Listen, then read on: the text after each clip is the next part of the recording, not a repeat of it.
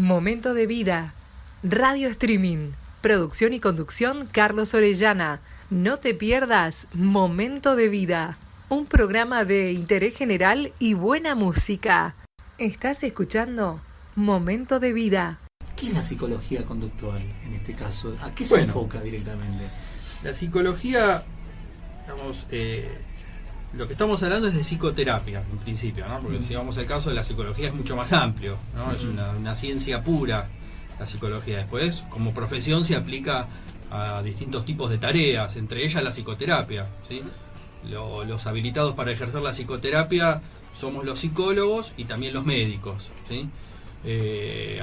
Sobre todo especialidades médicas relacionadas con la salud mental, ¿no? Y la terapia cognitivo-conductual es un modo terapéutico entre tantos. Se calcula que hay más de 400 modalidades terapéuticas, psicoterapéuticas diferentes, ¿no? Con grandes troncos, pero que después se desprenden más de 400 modalidades psicoterapéuticas diferentes. Con respecto a la psicoterapia cognitivo-conductual, es un modo terapéutico que toma los conocimientos de la psicología conductista y que empieza a desarrollarse fines del siglo XIX, principios del siglo XX, tiene todo un recorrido durante el siglo XX y llega por supuesto hasta nuestros días. Y después la terapia cognitiva, ¿sí? Que empieza a surgir aproximadamente a mediados del siglo XX, ¿sí? Y a partir de esos dos conocimientos empieza a formarse lo que hoy en día se llama terapia cognitivo-conductual, ¿sí?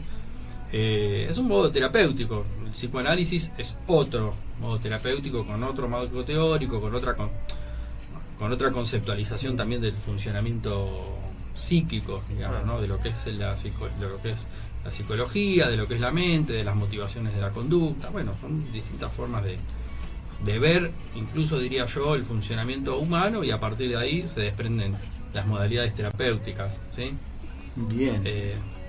Bien, y con respecto a los pacientes, digamos, sí. Vos estás trabajando con adolescentes, con sí. chicos, adultos. Trabajo fundamentalmente con adultos. Como te comentaba anteriormente, antes de que empiece el programa, fundamentalmente en lo que respecta a los trastornos que me dedico son los trastornos de la ansiedad, ¿sí? Porque es lo que, digamos, mayor demanda hay. Es como que de alguna manera la realidad me fue llevando a dedicarme a eso. No lo elegí particularmente, sino que dije, es lo que más se presenta y voy a trabajar esto. Lo que se fue dando, digamos. Se fue dando en función de lo que yo veía cuál iba siendo la demanda, ¿sí? En el consultorio. Es una de las problemáticas que más se presentan en los consultorios privados, digamos. Y opté por la terapia cognitivo-conductual también, no por gusto, ¿sí? Sino porque por ser la herramienta que tiene, digamos, mayor validez para trabajar este tipo de trastornos, ¿sí? O sea, hay terapias que se llaman con apoyo empírico, ¿sí?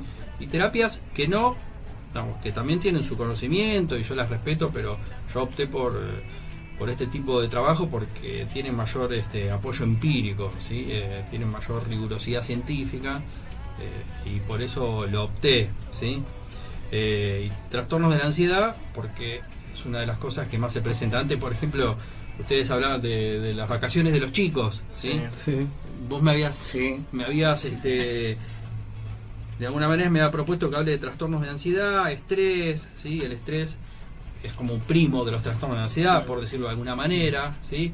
Y ustedes me contaban lo de las vacaciones. Justamente las personas muchas veces salen para desestresarse y se terminan estresando más. Sí, es muy común. La vida, porque el estilo de vida en las grandes megalópolis como Buenos Aires lleva a padecer de estrés, trastorno de ansiedad, de depresión. Claro, ¿cómo es eso? O sea, salen para desestresarse y se estresan más. Y pasa mucho. Yo me quiero ir de vacación unos días afuera, ¿y qué pasa? Muchas veces las vacaciones, si no se planifican teniendo en cuenta esto, terminan siendo un motivo más de estrés para las personas. Se estresan, las personas muchas veces se estresan en las vacaciones por no saber tomar la decisión adecuada, por no planificar adecuadamente las vacaciones. Se llenan de actividades, se llenan de compromisos, de obligaciones, que las valijas que llevamos, que nos llevamos, dónde vamos al lugar lleno de gente, salimos Sí. y en lugar de estar tranquilos hay que hacer cola. Claro, Sí. incluye todo, ¿no? O sea, Entonces, desde el lugar. muchas veces, hasta- y bueno, recién estaban mencionando ustedes lo de ir, no sé, a Palermo a pasear un día de vacaciones de invierno. Sí. ¿Es relajante? Sí, termina siendo, es verdad. Viajar una Es hora más, y más cuando 45. se van en los tours que te organizan todo y tenés que levantarte a las 5 de la mañana, a las 6 de la mañana, Eso. porque se sale en el tour, Bueno, no sé, pero- cuando fuimos al norte, Sí. a Humahuaca, Pasa, y pasa. tenés que estar y volviste Pasa. a las 12 de la noche y a la mañana siguiente. Y sí. Pasa, pero sobre todo, bueno, más allá del tema de las vacaciones, sobre todo la vida, en las grandes megalópolis son generadoras de estrés, ¿sí? Claro. Y de trastornos de ansiedad. Por eso hoy en día me parece es una de las problemáticas que más se presentan.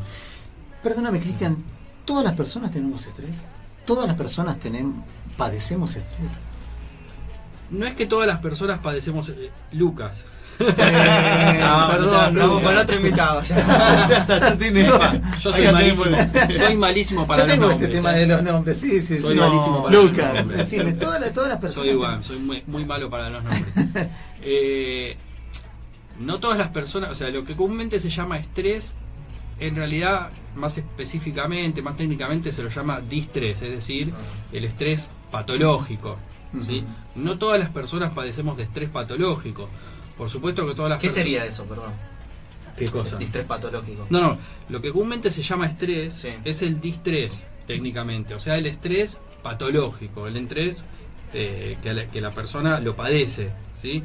Y el estrés, en realidad, técnicamente es lo que todas las personas tenemos. Hay una línea de estrés óptimo que se llama, es decir, hay un nivel de estrés que es funcional, que es adaptativo, que nos permite a las Exacto. personas funcionar adecuadamente. Yo, por ejemplo, antes de entrar, nunca estuve en un estudio de radio, sé que tengo que hablar, estaba ansioso, Claro. ¿sí? Pero es un nivel de ansiedad óptimo que te permite estar alerta, atento a lo que vas a hacer. Si estás extremadamente relajado, nada te importa, tampoco es funcional, tampoco es adaptativo, ¿sí? Entonces, lo que Pero está bueno entonces tenerlo. está bueno tener el estrés, lo que llamamos el estrés óptimo, es decir, un Ajá. nivel de estrés de medio para arriba y controlado, que la persona no lo desborde, ¿sí? Eso para funcionar adecuadamente sirve, no sé, por ejemplo, un muchacho que tiene que ir a rendir un examen, tiene que estar un poco ansioso, ¿sí? Tiene que estar un poco activado, un poco alerta, porque si está totalmente relajado, la persona no desarrolla las herramientas necesarias para atravesar una situación desafiante. Si está ansioso por demás, ahí empieza lo que llamamos la ansiedad patológica, ¿sí? O sea, ya se pasa del nivel de estrés óptimo y empieza a generar problemas, y ahí es donde empezamos a hablar de los trastornos de la ansiedad o del estrés patológico, depende de los síntomas que la persona vaya desarrollando. Los trastornos de la ansiedad, que es más o menos lo que vos me propusiste, que Sí, más sí, sí. íbamos a hablar, son un conjunto, digamos, de trastornos, de problemáticas, que justamente lo que comparten es que a la persona se le descompone, por decirlo de alguna manera, lo que es el mecanismo de la ansiedad. En función de la pregunta que vos hacías, todas las personas, todos los organismos tenemos un mecanismo de ansiedad, todos. Es algo sano y es algo funcional a la vida, ¿sí? Es un estado, es un aviso, un estado de alerta, digamos. La ansiedad es un aviso, una preparación del organismo para enfrentar el peligro, ¿sí? ¿Cuáles son las dos formas básicas de enfrentar el peligro? Atacar o escapar, ¿sí? Pensemos, no pensemos ahora nosotros en cultura, sociedades complejas, pensemos a nivel estado salvaje, o sea, Animales. a nivel Sí, sí, sí. en la historia evolutiva biológica, la vida en cultura es un parpadeo, ¿sí? Hace 80.000 años que vivimos en cultura y hace millones de años que estábamos en estado salvaje. O sea, nuestro cerebro no evolucionó a la velocidad que evolucionó la cultura. Entonces mantenemos mecanismos arcaicos, ¿sí? De funcionamiento en nuestro cerebro. La ansiedad es un estado de alerta, ¿sí? Mediante el cual el organismo se prepara para enfrentar el peligro. Lo compartimos con toda la escala animal, ¿sí? La forma de enfrentar el peligro básica es atacar o escapar. Tanto para atacar como para escapar, el organismo se tiene que preparar, ¿sí? ¿De qué forma se prepara? irrigando más sangre, por ejemplo, que en definitiva es transporta el combustible, ¿sí? O sea, y por eso la persona con trastorno de ansiedad suele tener taquicardia, suele tener pulso acelerado, ¿sí? Porque se necesita mayor caudal sanguíneo para reaccionar, ¿sí? Ante el peligro.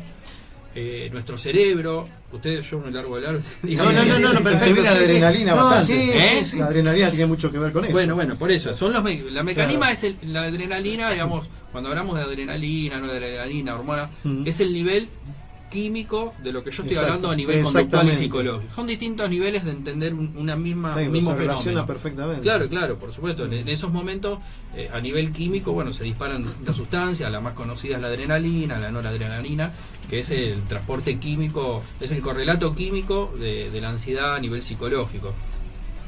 Bueno, las extremidades se irrigan de mayor caudal sanguíneo, es decir, los brazos y las piernas fundamentalmente, porque el organismo que se tiene que defender tiene que ser rápido y potente, ¿sí? El cerebro también se irriga de mayor caudal sanguíneo, por eso la persona con estado de estrés o con estado de ansiedad se pone hipersensible, se le dilatan las pupilas, reacciona rápidamente, es decir, una persona estresada o ansiosa ante cualquier estímulo, un ruido, algo, se va a tender a asustar más, eso porque el cerebro está en estado de alerta, ¿sí?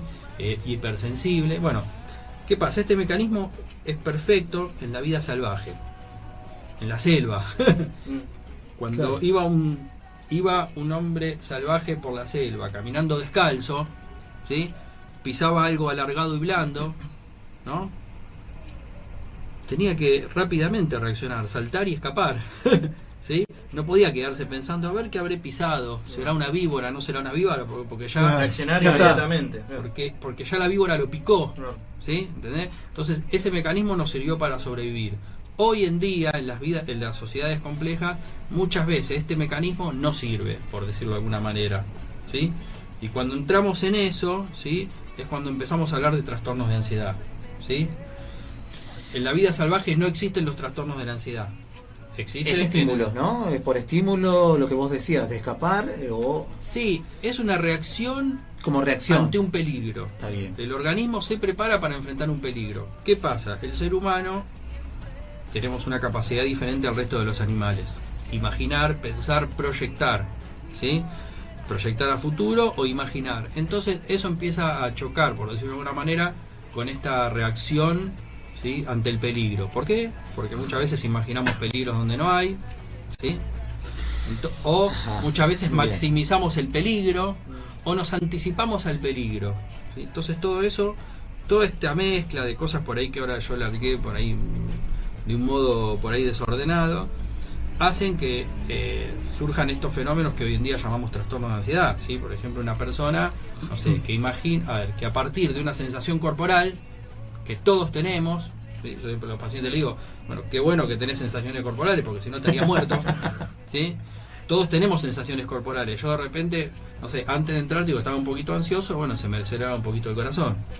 Si yo interpreto esa sensación corporal, la interpreto erróneamente, ¿sí? Puedo pensar, uy, ¿qué me pasa? Me está subiendo la presión.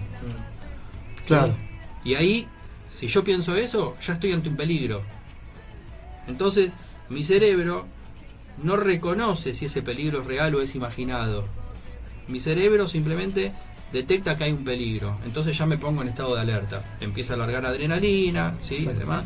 Entonces empieza a acelerar el corazón. Bien. Entonces la persona que lo padece, en lugar de decir, no pasa nada, estaba un poquito ansioso, no, empieza a confirmar erróneamente que realmente le está pasando, realmente me está pasando algo. ¿Me explico? Es un círculo vicioso. Sí. Los trastornos de ansiedad son un círculo vicioso. Y la tarea del tratamiento es ayudar a la persona a que corte ese círculo vicioso. ¿Sabes que con esto asociado, Lucas, lo que estás contando ahora, que joder, ya es viernes a la noche, la gente está más relajada, como digo siempre, ¿no? Estamos desestresados, por decirlo de una manera u otra, ¿no? Estamos charlando de este trastorno de la ansiedad. ¿Qué relación tiene el trastorno de ansiedad con el ataque de pánico? Porque justamente tuvimos anteriormente en el programa Andrea ¿Vos leíste el mensaje, perdón? Que te no. justo puedo decir exactamente lo que estás por preguntar, Sí, pero sí, de un por favor. oyente. Sí, por favor. Hay dos mensajes, uno de Estela María Colque que dice que bueno es verlo con Carlos Orellana, y otro mensaje de Graciela Vallejos. Parece que tenés visiones, dice. No, todavía es no. evidente. Dice, Todavía no. hola, buenas noches, licenciado. Dice, mi marido sufre de ataque de pánico y tiene miedo que le pase en un momento de trabajo. ¿Cómo se trata? Y ahí pregunta, exactamente lo mismo. ¿El trastorno de ansiedad tiene que ver con los ataques de pánico? Justo. Bueno, Graciela Vallejo pregunta. bueno, el ataque de pánico es como decir, de alguna manera, un pico máximo, es el pico máximo de ansiedad, por decirlo de alguna manera, ¿sí? Es cuando una persona en un estado de ansiedad extremo, por llamarlo de alguna forma, ¿sí? Por supuesto, el ataque de pánico tiene absolutamente que ver con los trastornos de ansiedad. Vamos, ansiedad lo podemos entender de alguna manera como miedo, sinónimo, no exactamente, porque el miedo sería algo sano y funcional, en cambio el trastorno de ansiedad es un trastorno justamente, pero está íntimamente relacionado, ansiedad con miedo. O sea, ansiedad no lo entendemos en el consultorio como comúnmente llamamos ansiedad, lo que comúnmente llamamos ansiedad es impaciencia, ¿sí? Dentro del consultorio, Está como bien. se habla afuera, es otra cosa, ¿no? Bueno, el ataque de pánico justamente es un ataque, un miedo intenso, ¿sí? Desbordante, con todas estas reacciones orgánicas que yo le mencionaba anteriormente. El ataque de pánico es un momento, es lo que le pasa a la persona en un momento determinado, ¿sí? Yo me empiezo a descomponer, empieza a acelerarse mi corazón, interpreto catastróficamente esas sensaciones, porque si no hay interpretación catastrófica no hay ataque de pánico. Es decir, si a mí se me acelera el corazón y yo digo, estoy un poquito ansioso, no hay ataque de pánico. Claro. Si a mí se me acelera el corazón y yo pienso, me está por agarrar un ataque al corazón, porque me acuerdo que a mi viejo cuando le agarró un ataque al corazón le pasó lo mismo, o creo yo que le pasó lo mismo, ahí empieza el ataque de pánico, ¿sí? Hay una interpretación catastrófica. El ataque de pánico se puede presentar en distintos trastornos de ansiedad, ¿sí? Fundamentalmente se presenta en lo que llamamos el trastorno de pánico. Hay un trastorno que se llama trastorno de pánico, ¿sí? Que tiene que tener un desarrollo en un determinado tiempo, ¿sí? Para diagnosticar un trastorno de pánico. Dentro del trastorno de pánico se dan ataques de pánico.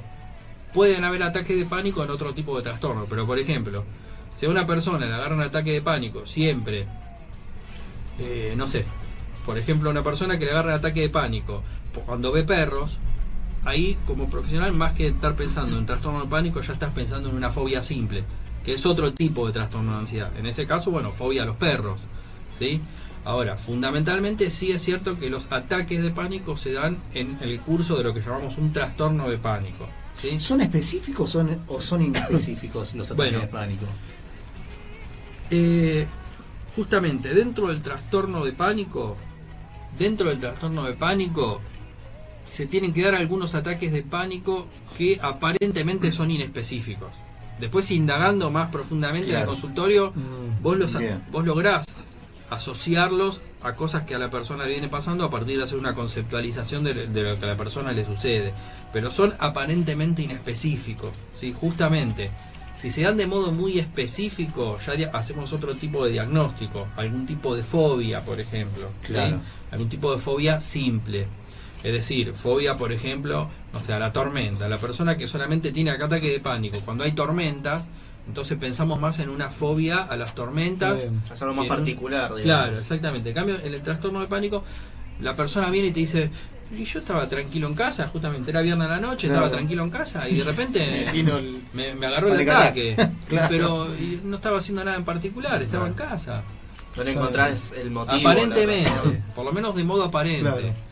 Después, si empezás a indagar un poco más, aparecen cosas, pero en apariencia son más inespecíficos, sí. Claro, ¿y en qué medida también, hablando del ataque de pánico, Sí. trastorno de ansiedad, cómo influye el factor de lo desconocido, ¿no? También, porque pregunto, ¿no? Puede Decime, ser decime.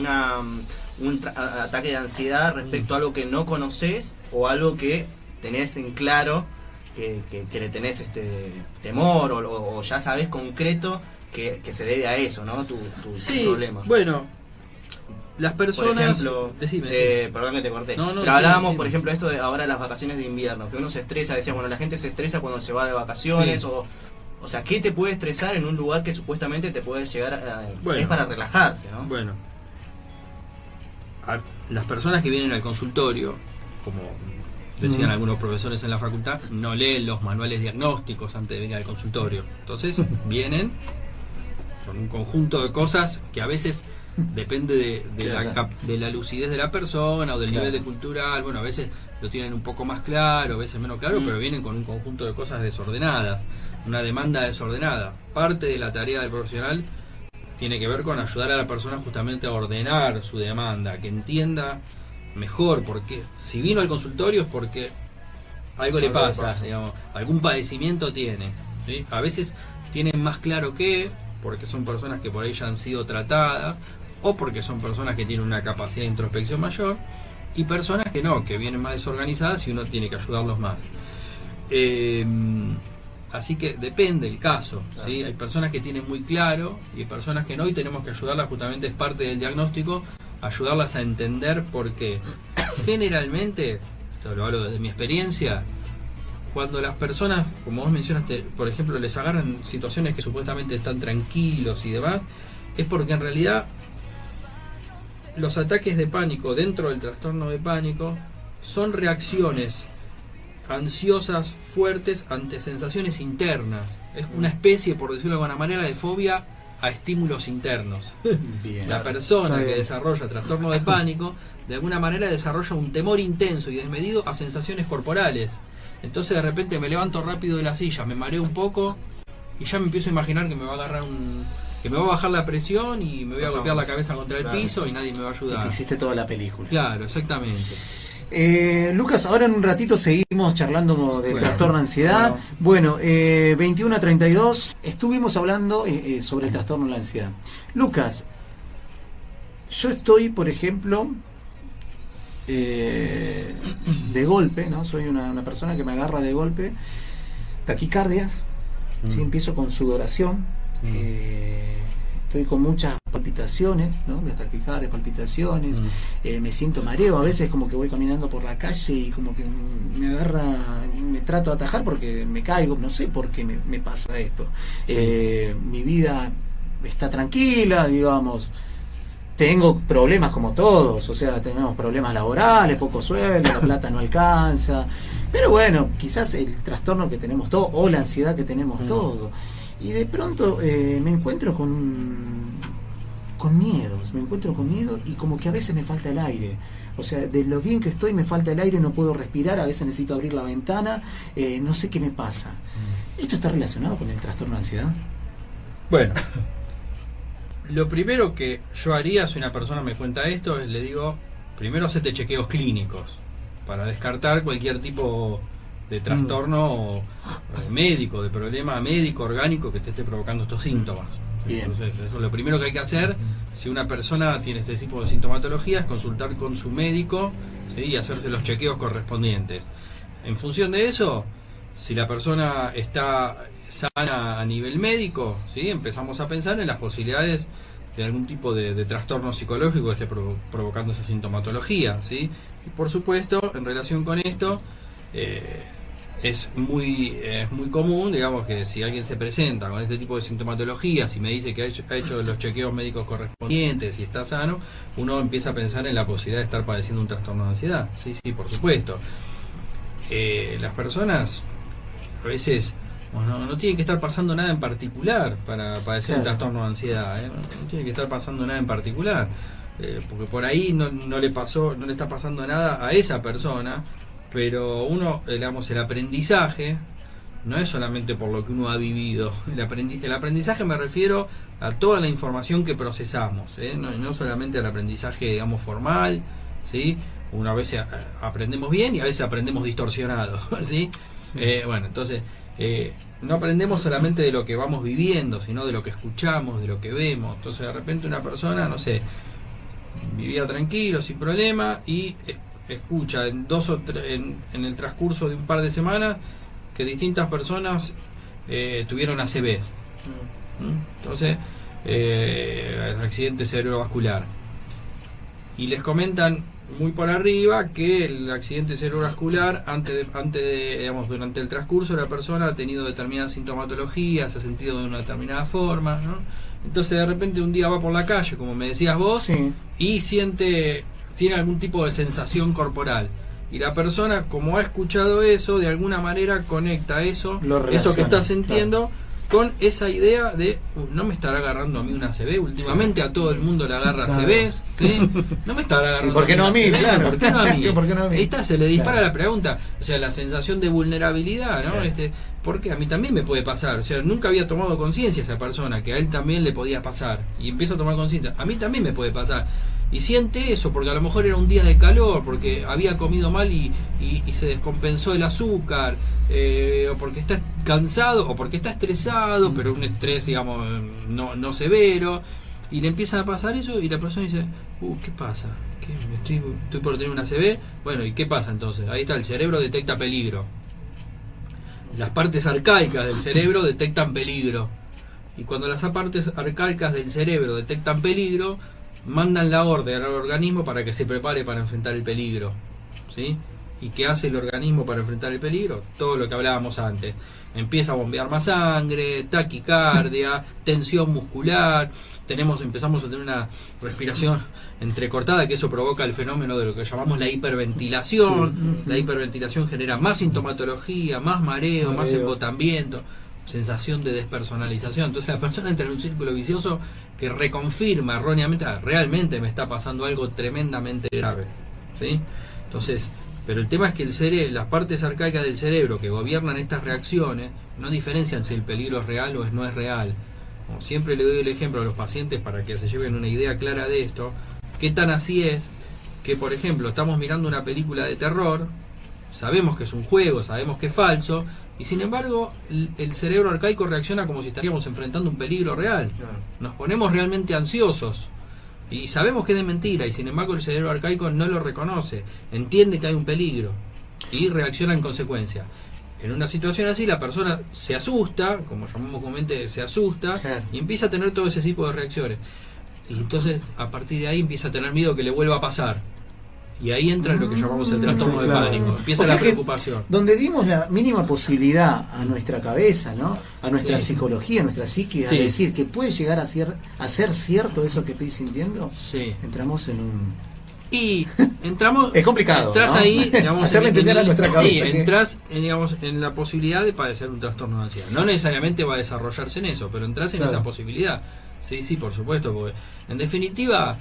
es una manifestación de la conciencia de vulnerabilidad, si nos ponemos un poquito más profundo, ¿no? Claro, una manifestación de la conciencia de vulnerabilidad, de finitud, bueno, pero eso ya es otro tema, ¿no? Te quería hacer una consulta. ¿En qué medida los ataques de ansiedad pueden ser, por llamarlo de alguna manera, proyectual? No digo que sea contagioso, ¿no? Pero teniendo en cuenta que a una persona se la está tratando, ¿en qué medida afecta ese tratamiento, ese problema, ese trastorno a su entorno, ¿no? A su familiar, digamos.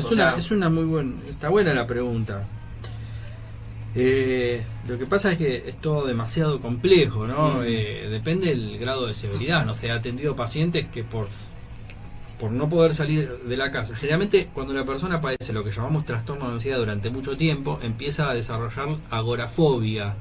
Se une al trastorno de pánico el trastorno de agorafobia, es decir, el temor a estar en determinadas situaciones, lugares, que la persona piensa que se va a sentir mal y nadie lo va a socorrer y nadie lo va a poder ayudar. Entonces, generalmente la persona empieza, si esto avanza y se pone más severo, a no querer salir de la casa, ¿no? O a no querer subir a un colectivo. Después ese no subir a un colectivo se transforma en no salir de casa, en un caso muy severo, ¿no? Y he llegado a tener personas que no salían de la casa y no eran personas psicóticas, eran personas que habían desarrollado un trastorno de ansiedad tan severo, ¿sí? Que la agorafobia había tomado casi toda su vida. Entonces el único lugar seguro donde se sentían era en la casa y no querían salir. Entonces imagínate que la familia de esta persona estaba muy afectada en ese caso, ¿no? Ahora, si el trastorno de ansiedad es más leve, no, hasta las personas, depende del grado de severidad. Hay personas que si las agarrás apenas empieza a desarrollarse, bueno, hasta por ahí se pueden reír, o sea, de la cosa, no sé, depende del grado de severidad. Después, si es contagioso o no, entre comillas, y los seres humanos estamos abiertos a la información, somos permeables absolutamente a nuestro entorno. Por supuesto que nos influye lo que le pasa al resto, aprendemos de lo que le pasa al resto, sobre todo, me parece a mí, más que entre adultos, esto también estoy hablando de mi opinión, ¿no? Se transmite el aprendizaje de adultos a niños, sobre todo de padres a hijos, ¿no? El componente ansioso, en general, todos los fenómenos psicológicos tienen una influencia genética, una influencia de aprendizaje y una influencia del ambiente actual, ¿sí? Esas tres vertientes son las que confluyen para que se presente un fenómeno psicológico. La persona ansiosa, en general, también se entiende que hay un componente, digamos, genético, orgánico que predispone, ¿sí? Después, si vos tenés una mamá, por ejemplo, que cuando eras chico, no que sea algo recontra traumático, pero que a lo mejor era demasiado sobreprotectora, ¿no? Y bueno, te va transmitiendo también por ahí una predisposición a padecer la ansiedad, pero bueno, todo demasiado complejo. Tenemos a Graciela Vallejo, que justamente está hablando, hace una consulta, dice, la ansiedad es genética, justamente acabas de tocar ese tema. La ansiedad es genética. ¿Es posible tener algún tipo de ataque de pánico sin que haya algún tipo de temor o peligro real? ¿Por qué se desencadena? Bueno, toda nuestra conducta tiene un componente genético, desde ya, ¿sí? Toda nuestra conducta tiene componentes genéticos, estamos predeterminados en parte genéticamente, digamos, si uno va a los primeros días de vida, ¿sí? A los primeros días, a las primeras semanas de vida, hay bebés que son muy reactivos y bebés que no, que son más tranquilos, ¿sí? Es decir, bebés que tienen un nivel de activación bajo, es decir, que con poco estímulo ya reaccionan y lloran y patalean, y bebés que son más panchos, que duermen más, que son más tranquilos, otros que no, que se despiertan más a la noche, que demandan más. Bueno, ¿cuál de los dos va a tener más predisposición a padecer trastorno de ansiedad? ¿El bebé pancho, tranquilo, que duerme mucho, o el bebé que se activa fácilmente? Difícil, No, el bebé que se activa fácilmente. El bebé que se activa fácilmente se supone que va a tener mayor predisposición. Hay un componente genético, evidentemente, ¿sí? Ahora, después, el aprendizaje que uno va haciendo a partir de eso, es decir, las influencias externas, cómo uno aprende a procesar la información, lo que nos transmiten nuestros adultos, nuestros padres, nuestros tíos, nuestros abuelos, después los maestros, etcétera, también va haciendo que ese componente genético se despierte o no. Pero eso es en cualquier problema, digo, no sé, claro. Yo no soy especialista, pero no sé, la diabetes también, o sea, seguramente tiene componente genético, pero depende también del ambiente, de lo que la persona consuma o no consuma, del estilo de vida que haga, también va a depender que eso se dispare o no se dispare, ¿sí? Así que, por supuesto, parte es un componente genético seguramente, ¿sí? No te sé decir exactamente cuál es genes se va, pero no es lo mío es la conducta, pero sí seguramente lo tiene, sí. Bien, dice Mónica Patricia Nassau, manda saludos, muchas gracias, Mónica. Candelaria Castro dice, hola Lucas. Lucas fue mi psicólogo, muy buen profesional, me ayudó mucho, lo consulté justamente por el tema de la ansiedad. Muchas gracias, Lucas. Te manda saludos, Candelaria Castro. Muchas gracias. Ana dice, muy buen programa, felicitaciones, familia Flores. Saludos. Saludos. Bueno, estamos en momento de vida. Ya nos quedan 5 minutitos. 7 minutitos. 10 minutitos. 10 minutitos. Tenemos 10 minutitos más para. Un plus para poder hablar con Lucas. Lucas es licenciado en psicología. Estamos hablando justamente del trastorno de ansiedad. Lucas, ¿cómo es el tratamiento? Bueno, porque bien, ahora nosotros estuvimos charlando sobre el estrés, sobre qué pasa, estuvimos un poquito dramatizando, ¿no? Esto del trastorno. ¿Cómo trabaja la psicología? Antes te quiero decir que soy psicólogo y soy muy aficionado a la música también, ¿eh? Mirá qué bueno, mirá qué bueno. Bailamos tango con mi mujer, qué bueno. Soy acordeonista, toco el acordeón, así. Qué bueno. Antes que sigas, comento que siempre me olvido de decirlo. O sea, va a pasar el próximo. Yo estoy, mi nombre es Carlos Orellana, ¿no? Estoy dando un taller de canto relacionado justamente con la musicoterapia, acá en la Junta Histórica, los días miércoles y viernes, de 19 a 20:30 horas. Los que quieren venir, trabajamos el tema de la respiración, vocalización, puesta en escena, y también relacionado con la musicoterapia. Antes, porque siempre digo, lo voy a comentar, y siempre me olvido porque después la gente me consulta. Pero bueno, ya que tenemos un espacio radial, un espacio donde podemos informar también a la gente, están todos invitados. ¿Cómo te pueden encontrar? Acá en la bueno, como Carlos Orellana también, oficial, Carlos Orellana oficial, y por medio de la Junta Histórica. Estamos transmitiendo. Bueno, Lucas, entonces, con respecto al tratamiento del trastorno de ansiedad, ¿cómo maneja la psicología cognitiva conductual específica en estos casos? Sí. Siempre, o sea, hay dos formas, digamos, de tratar los trastornos de ansiedad que se complementan, ¿sí? Es decir, la persona que padece trastorno de ansiedad se puede favorecer mucho, si es necesario, de tomar algún tipo de medicación ansiolítica, cuando sobre todo los síntomas son más severos y la persona digamos, está muy tomada por el trastorno. En ese caso derivo a un médico psiquiatra, ¿sí? Como para complementar el tratamiento cognitivo-conductual, ¿sí? Con algún tipo de medicación ansiolítica, ¿sí? Bueno, haciendo esa salvedad, con respecto, lo que pasa es que depende cuál trastorno, ¿sí? Se aplican determinadas estrategias, determinadas técnicas, ¿sí? Que están relacionadas justamente con técnicas de modificación de conducta, ¿sí? Y con técnicas cognitivas. Por eso el tratamiento se llama cognitivo-conductual, ¿sí? ¿Por qué se llama de esta forma? Para justamente sintetizar, ¿sí? Las vertientes de trabajo, ¿sí? Es decir, la modalidad de trabajo y los conceptos que se toman para trabajar, ¿sí? Se toman conceptos de la psicología conductual y estrategias de la psicología conductual y de la terapia cognitiva, es decir, cómo procesamos la información, ¿sí? Entonces se trabaja sobre las ideas catastróficas, ¿sí? Sobre la interpretación que la persona hace de los estímulos, de lo que veníamos hablando anteriormente, ¿sí? Y se trabaja fundamentalmente, a ver, primero, las primeras sesiones es diagnóstico, lo que comúnmente se llama el diagnóstico, es, digamos, sería una conceptualización del caso, de lo que a la persona le pasa, ¿sí? Más allá del diagnóstico, es decir, el diagnóstico es decir, ponerle un nombre a lo que a la persona le pasa, pero más allá de eso es la conceptualización del caso, es entender más profundamente por qué una persona le puede tener miedo a volar, por ejemplo, ¿sí? A viajar en avión. Ahora, una persona puede decir, vengo porque tengo miedo a volar. Bueno, pero de repente una persona tiene miedo a volar porque tiene la fantasía de que el avión se va a caer. Y otra persona tiene miedo a volar no porque tiene la fantasía de que el avión se va a caer, tiene miedo a volar porque no quiere estar encerrada dentro del avión, porque dice, y si me agarra un ataque de pánico cuando estoy arriba, me quiero bajar, ¿qué me sale? Y es totalmente distinto como lo tenés que trabajar. Entonces primero tenés una buena conceptualización del caso, ¿sí? Una vez que hiciste una buena conceptualización del caso, psicoeducación. ¿Qué llamamos psicoeducación? Bueno, un poco lo que estuvimos haciendo acá, transmitirle a la persona conceptos que le sirvan para entender lo que le está sucediendo y entenderse, ¿sí? Porque tenemos que manejar un lenguaje común con el paciente, porque es un trabajo en equipo el que hacemos.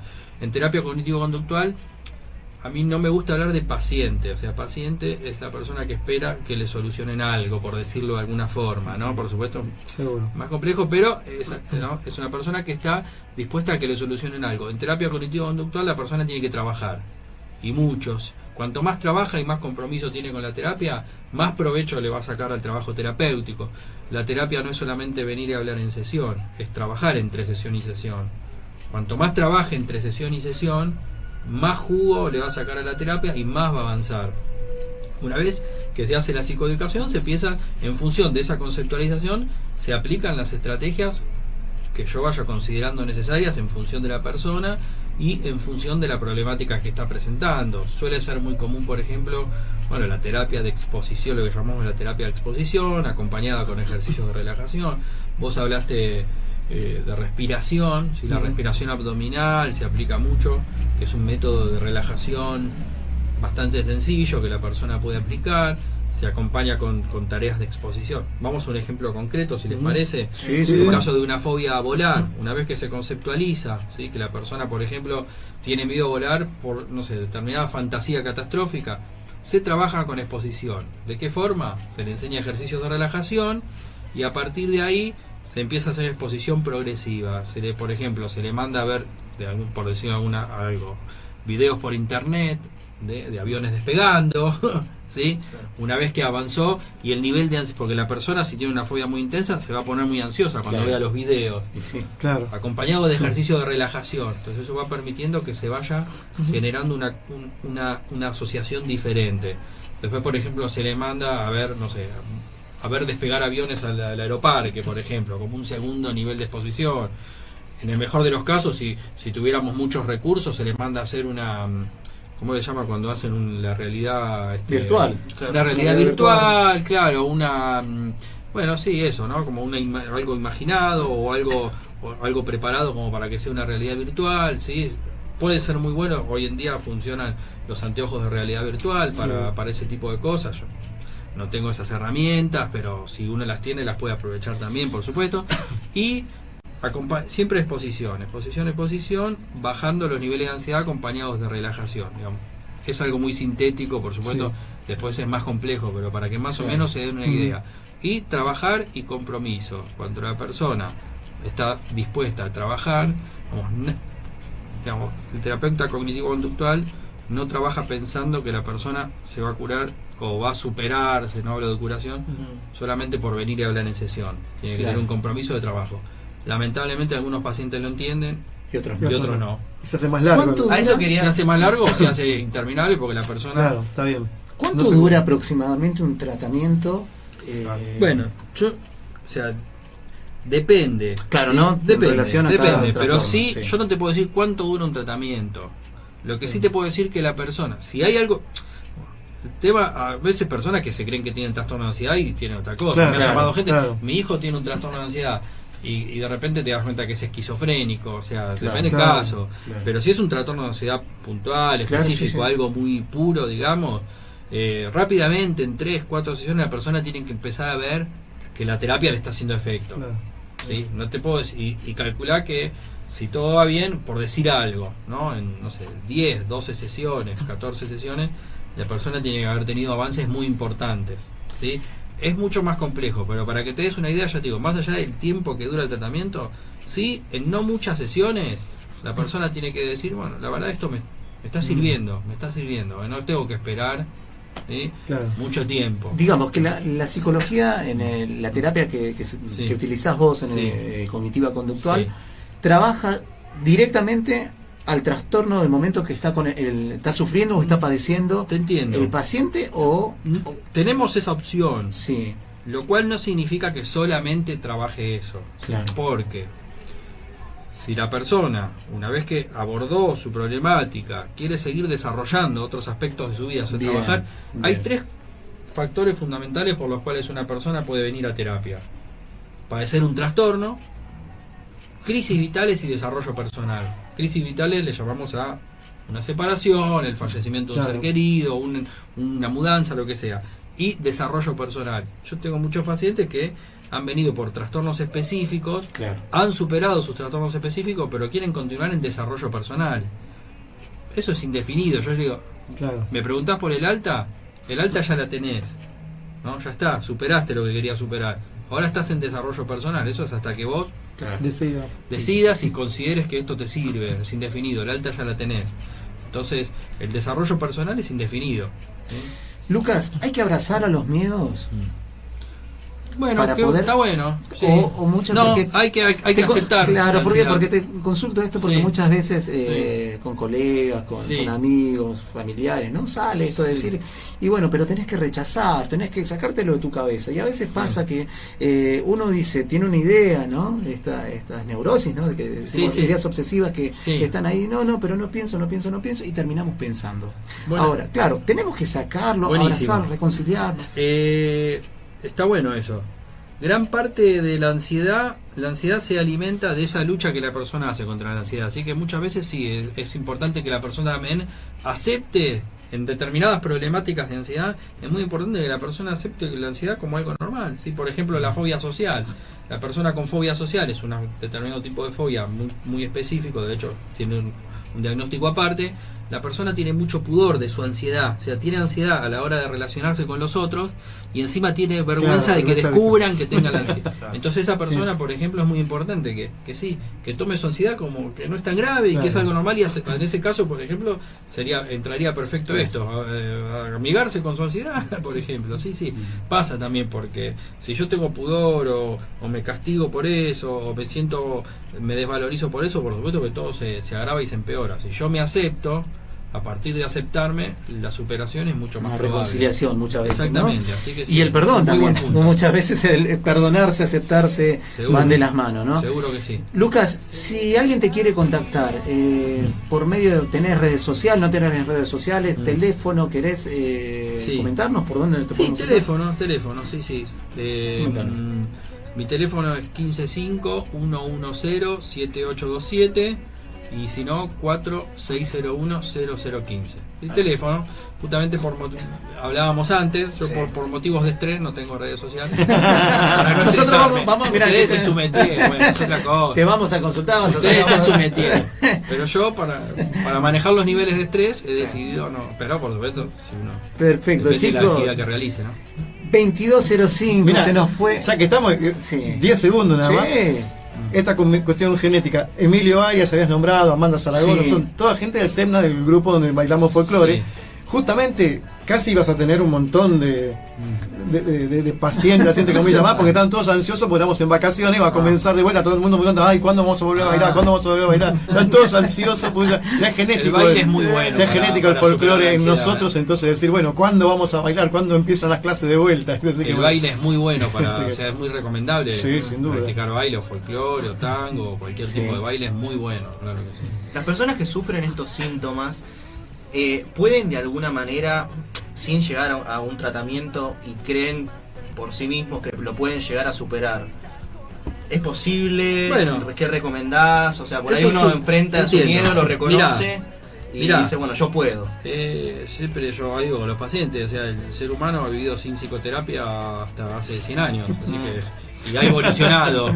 O sea que se puede, por supuesto, hay personas que pueden desarrollar, puede haber una remisión espontánea o pueden superarse, por supuesto que sí. Lo que hace la psicoterapia es facilitar ese cambio Claro. y hacerlo Claro. más posible.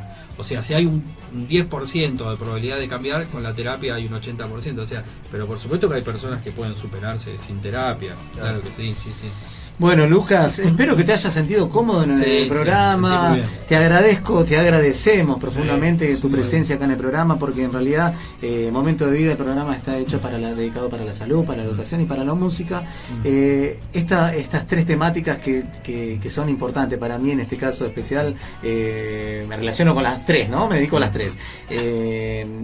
Y que sea un producto bueno para la gente. Es importante lo que comentaste, cómo te manejas en la terapia, porque quizás en este viernes a la noche hay mucha gente que te está escuchando, o nos van a escuchar por YouTube también, mucha gente que puede padecer estos síntomas, Sí, ¿no? claro. Y que a veces no sabe cómo manejar, muchas veces está el pudor de consultar a un psicólogo, porque a veces está asociado, no, pero ir a un psicólogo de loco, ¿y qué me estaré volviendo loco, loca? No es tan así, ¿no? Sino que muchas veces pasa del conocimiento, pasa de conocerse, perdonarse, encontrarse, y también qué mejor con la ayuda de un profesional. Bueno, Lucas, muchísimas gracias por estar en nuestro programa. Gracias a ustedes. Enormemente te agradecemos y bueno, se nos fue el tiempo, chicos. Sí. 22